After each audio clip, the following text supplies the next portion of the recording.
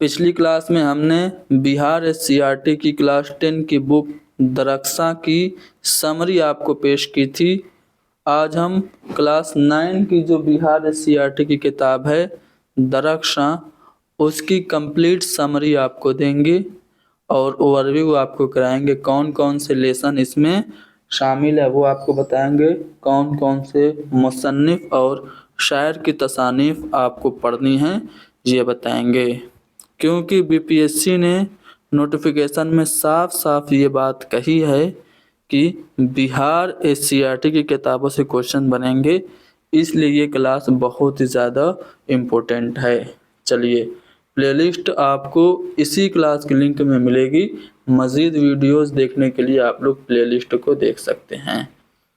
چلیے ہم دیکھتے ہیں۔ سب سے پہلے انشائیہ یہاں پہ دیا گیا ہے۔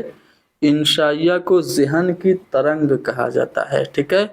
انشائیہ کو ذہن کی ترنگ کس نے کہا تھا؟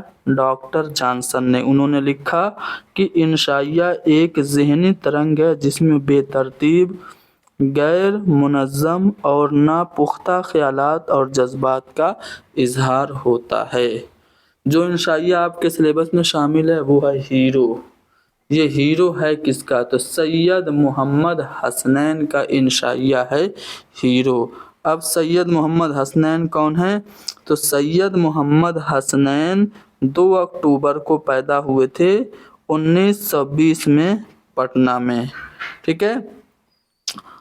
پٹنہ میں یہ پیدا ہوئے اور یہ انشائیہ کے لیے مشہور ہیں۔ ان کی تصنیف ہے صنف انشائیہ اور چند انشائیے، جو کہ پہلی بار 1958 میں شائع ہوئی تھی، ٹھیک ہے۔ چلیے، یہ پاکستان چلے گئے تھے اور وہیں پہ ان کا انتقال ہو گیا۔ اب افسانہ جو آپ کے سلیبس میں شامل ہے وہ ہے پورے چاند کی رات۔ اب یہ افسانہ پورے چاند کی رات ہے کس کا؟ تو افسانہ پورے چاند کی رات کرشن چندر کا ہے۔ کرشن چندر 23 نومبر 1914 کو پیدا ہوئے تھے وزیرآباد ضلع گجرانوالہ پنجاب میں، ٹھیک ہے۔ اور ان کا ایک ناول جو کہ پہلا ناول ہے شکست، کافی امپورٹنٹ ہے، پوچھا جاتا ہے۔ انہوں نے بہت سارے افسانے لکھے، جیسے ان داتا ان کا ایک افسانہ ہے جو کہ قحط بنگال پہ مبنی ہے، پوچھا جاتا ہے، ٹھیک ہے۔ ہم وحشی ہیں ان کا جو افسانوی مجموعہ ہے وہ تقسیم ہند و پاک پہ مبنی ہے۔ اور آپ کے سلیبس میں جو شامل ہے وہ پورے چاند کی رات، ٹھیک ہے۔ 1969 میں حکومت ہند کی جانب سے ان کو پدم بھوشن کا ایوارڈ ملا تھا، یہ بات بھی آپ یاد رکھیں گے، ٹھیک ہے نا۔ اس کے علاوہ ان کے جو ناول ہیں شکست تو میں نے بتا ہی دیا۔ شکست کے علاوہ جب کھیت جاگے، دل کی وادیاں سو گئیں، ایک گدھے کی سرگزشت، آسمان روشن ہے، یہ سب ان کے ناول ہیں۔ چلیے آگے بڑھتے ہیں۔ شاید، یہ افسانہ ہے کس کا ہے؟ تو شکیلہ اختر کا ہے افسانہ شاید۔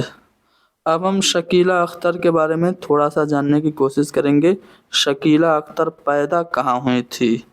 تو گیا ضلع میں یہ پیدا ہوئی تھی، ٹھیک ہے، ارول میں 16 اگست 1916 کو۔ شکیلہ اختر کا پہلا افسانہ ہے رحمت۔ رحمت ان کا پہلا افسانہ ہے جو کہ ادب لطیف میں 1936 میں شائع ہوا تھا۔ ان کے افسانوں کے 6 مجموعے شائع ہو چکے ہیں، جن میں درپن، آنکھ مچولی، ڈائن، آگ اور پتھر، لہو کے مول، آخری سلام، تنکے کا سہارا ان کا ایک ناولٹ بھی ہے، ٹھیک ہے۔ یہ سب آپ یاد رکھیں گے۔ اس کے بعد آخری سبق، یہ ایک فرانسیسی کہانی ہے الفانسو وادے کی، ٹھیک ہے، فرانسیسی کہانی ہے آخری سبق۔ اب الفانس وادے یہ ایک فرانسیسی ادب کے ایک معتبر افسانہ نگار اور شاعر ہیں۔ 1880 में फ्रांस के एक शहर नाइन्स में ये पैदा हुए थे। ठीक है ना। चलिए आगे बढ़ते हैं। बाद पैमा की ये दिलरुबा कहानी, ये स्क्रिप्ट्स एंड स्क्रिप्ट्स की ये किताब है। सही प्रोनाउंसिएशन क्या है आप लोग कमेंट में इंग्लिश में लिखेंगे।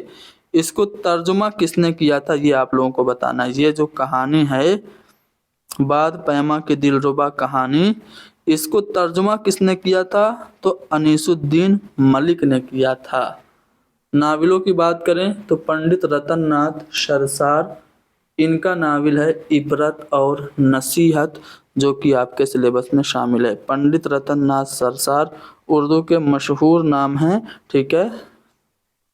सरसार इनका तखल्लुस था। इनकी पैदाइश लखनऊ में 1847 में हुई थी। ठीक है। और इनके जो वालिद थे, वालिद का नाम पंडित तेज बहादुर था। कश्मीर से इनका ताल्लुक था, यानी इनके जो वालिद थे वो कश्मीरी ब्राह्मण थे। देखो इनके बहुत सारे नावल हैं पंडित रतन नाथ सरसार के। जो सबसे ज़्यादा इनका नावल मशहूर है वो है फसाने आज़ाद। ठीक है। 1880 में ये किताबी शक्ल में शाया हुआ था। इसके अलावा इन्होंने और भी नावल लिखे पंडित रतन नाथ सरसार ने। ठीक है। जामे कोहसार और कामने, ये सब इनके नावल हैं। चलो अब देखो मजमून की बात करते हैं।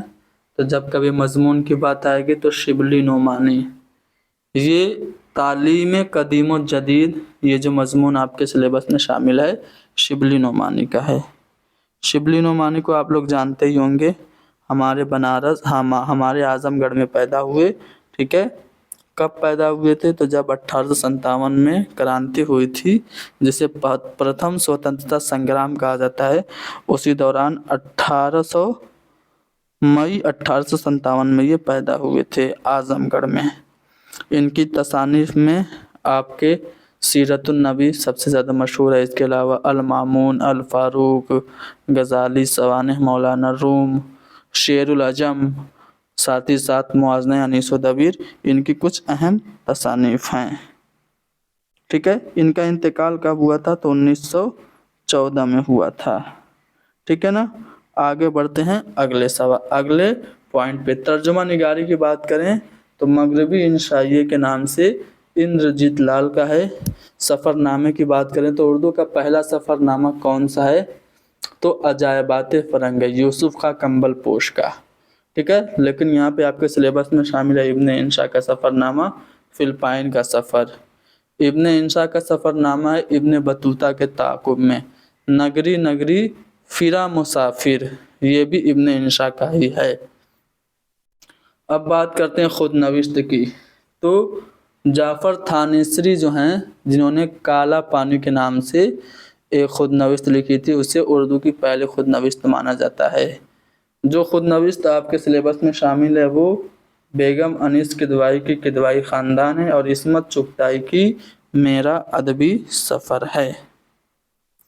खाका की बात करते हैं तो मौलाना विलायत अली का खाका आपके सिलेबस में है। डॉक्टर जाकिर हुसैन का खुतबा कौमी तालीम आपके सिलेबस में शामिल है।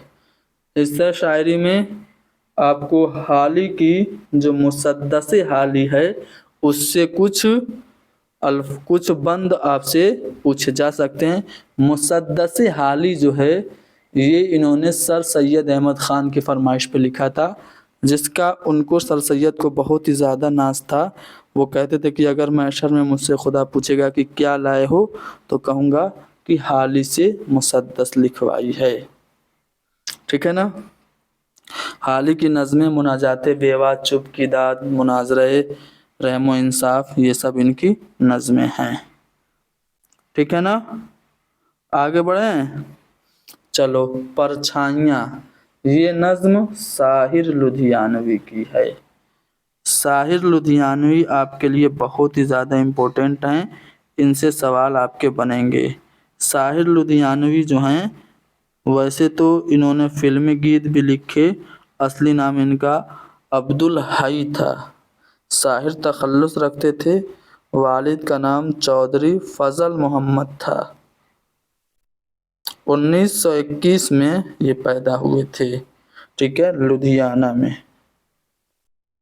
ان کے جو مجموعہ کلام ہیں جن میں تلخیاں ہیں 1940 میں، تلخیاں کے علاوہ پرچھائیاں ہیں 1951 میں، آؤ کہ خواب بنے